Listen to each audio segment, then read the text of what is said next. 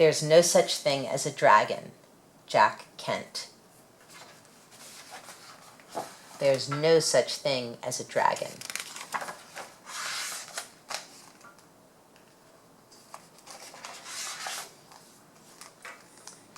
Billy Bixby was rather surprised when he woke up one morning and found a dragon in his room.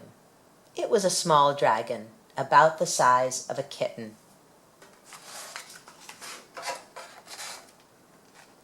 The dragon wagged its tail happily when Billy patted its head.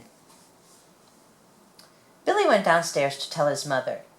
"There's no such thing as a dragon," said Billy's mother, and she said it like she meant it.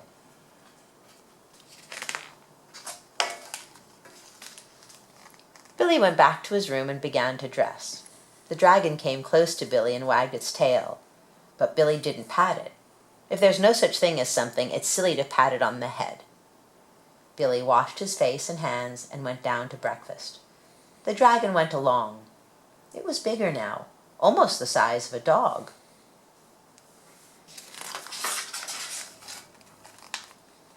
Billy sat down at the table. The dragon sat down on the table. This sort of thing was not usually permitted, but there wasn't much Billy's mother could do about it. She had already said there was no such thing as a dragon. And if there's no such thing, you can't tell it to get down off the table.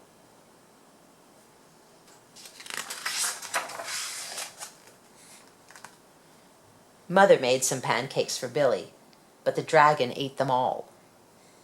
Mother made some more, but the dragon ate those too. Mother kept making pancakes until she ran out of batter. Billy only got one of them, but he said that was all he really wanted anyway.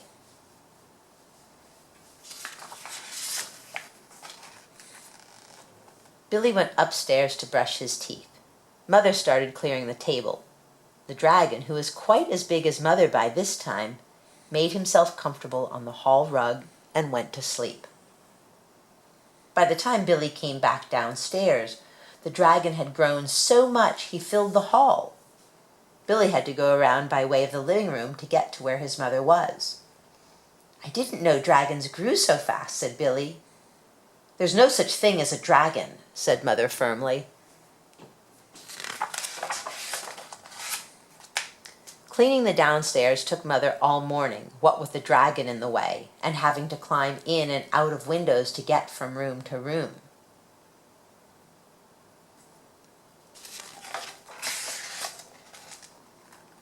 By noon, the dragon filled the house. Its head hung out the front door, its tail hung out the back door, and there wasn't a room in the house that didn't have some part of the dragon in it.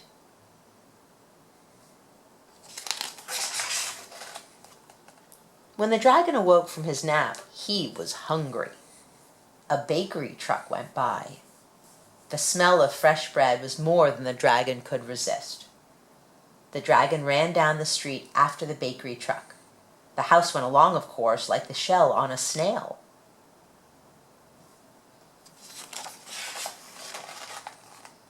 The mailman was just coming up the path with some mail for the Bixbys when their house rushed past him and headed down the street. He chased the Bixbys' house for a few blocks, but he couldn't catch it.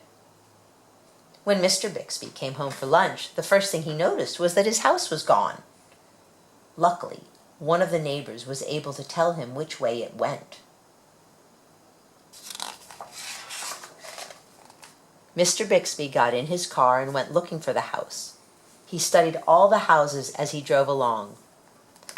Finally, he saw one that looked familiar. Billy and Mrs. Bixby were waving from an upstairs window.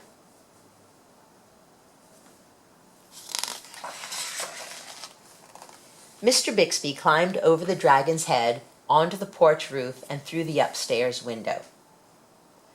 "How did this happen?" Mr. Bixby asked. "It was the dragon," said Billy. "There's no such thing," Mother started to say. "There is a dragon," Billy insisted. "A very big dragon." And Billy patted the dragon on the head.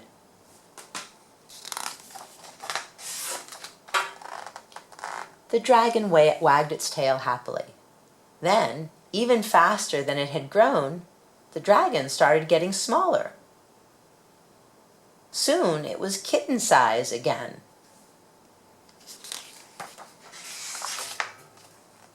"I don't mind dragons this size," said Mother. "Why did it have to grow so big?" "I'm not sure," said Billy, "but I think it just wanted to be noticed." The end.